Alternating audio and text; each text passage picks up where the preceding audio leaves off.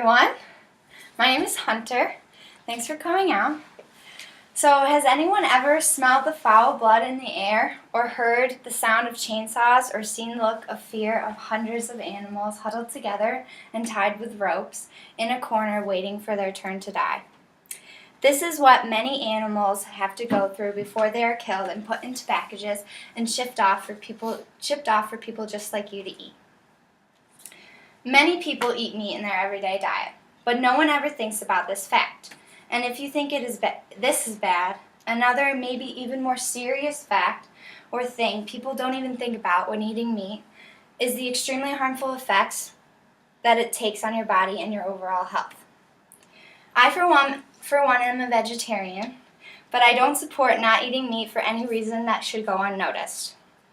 According to the CDC, Mayo Clinic, American Cancer Society, and CNN, eating meat increases your risk for several illnesses and diseases, including heart disease, hypertension or high blood pressure, obesity, and certain cancers. Not only is the fact that slaughterhouses are incredibly horrible things to think about, a reason in itself to protest against the consumption of meat, but the consumption of meat has harmful side effects to your own body as well, and it needs to be confronted before it goes past the point of return in America. Serious illnesses are major problems in the United States, specifically heart disease, hypertension, obesity, and cancers, and they are all due to the overconsumption of meat. These illnesses continue to be lasting problems for people all over the world, and especially in the United States. According to the CDC, or the Center for Disease Control, the incidence rate of heart disease is the leading cause of death in the United States. 1 out of every 4 deaths is due to this disease. The biggest risk factor for heart disease is coronary artery disease, which occurs in 1 out of every 13 Americans. The incidence rate of hypertension or high blood pressure is that it exists in 31% of American adults and can lead to other serious diseases, such as atherosclerosis, which is a serious arterial disease, and often heart attacks. The rates of obesity are also shocking. Over 1/3 of America is obese. In just the adult population, approximately 34.9% of people are overweight. This can lead to serious health problems such as diabetes, heart disease, and many other things. The incidence rate of cancer, according to the American Cancer Society, is the second most common cause of death, second to heart disease, which with an estimated 1,665,540 new cases every single year.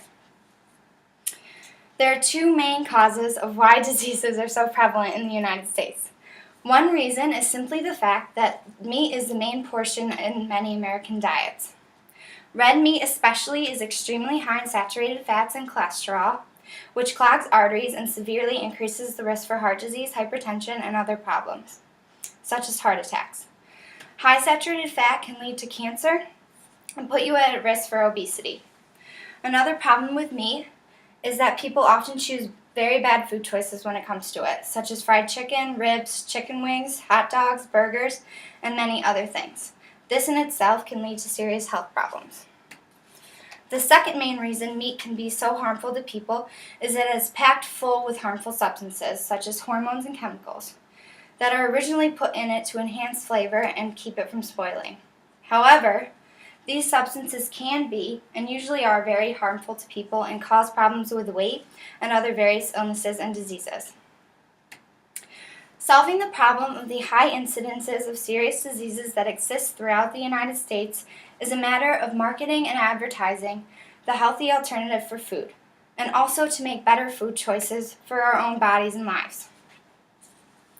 Marketing and advertising the adverse effects of red meat, for instance, may turn people away from it, or even positively advertising what the effects of vegetarian living is, such as weight loss and the avoidance of diseases, is a good motivation. Also, there are several tasty alternatives to meat. For example, veggie sausages, black bean burgers, and other forms of vegetable proteins that could be advertised as supporting a healthy vegetarian diet. Making better personal choices could be another form or solution for the problem of high incidence of these illnesses in the United States.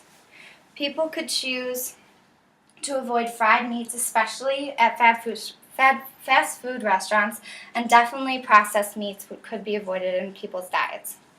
Parents teaching their children young to avoid meat and teaching them about the healthy benefits of a vegetarian diet could also be beneficial. If the consumption of meat is decreased or wiped out entirely, diseases such as heart disease, hypertension, cancer, and obesity could be decreased greatly.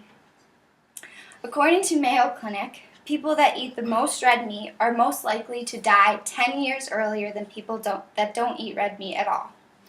Overall, not dying early is a pretty good enough reason to avoid eating meat or just give it up entirely. Of course, being a vegetarian completely isn't for everyone, and I know personally that everyone needs protein in their diet. Mayo Clinic suggests the average amount of protein we need in our diets is about 10 to 35%. But they also suggest that alternative protein choices are good also, and they include eggs, low-fat milk, beans, peas, nuts, seeds, and soy products. This will help everyone live full and healthy lives. CNN News once stated that the disease rates will decrease by 40% if meat was erased from the American diet. So could we be the generation to slowly make this possible? So, who is with me? I'm going to pass around this paper that says if you are willing to give up at least one meat product a day and convert it to a different form of protein to be able to live a better and healthier life. Think about it. There are so many possible choices out there that are different forms of protein other than meat that could possibly save your life someday. Well, that's going around. I just wanted to thank you all for coming out. I also wanted to thank the CDC, Mayo Clinic, American Cancer Society, and CNN for their evidence in support of a healthy vegetarian diet.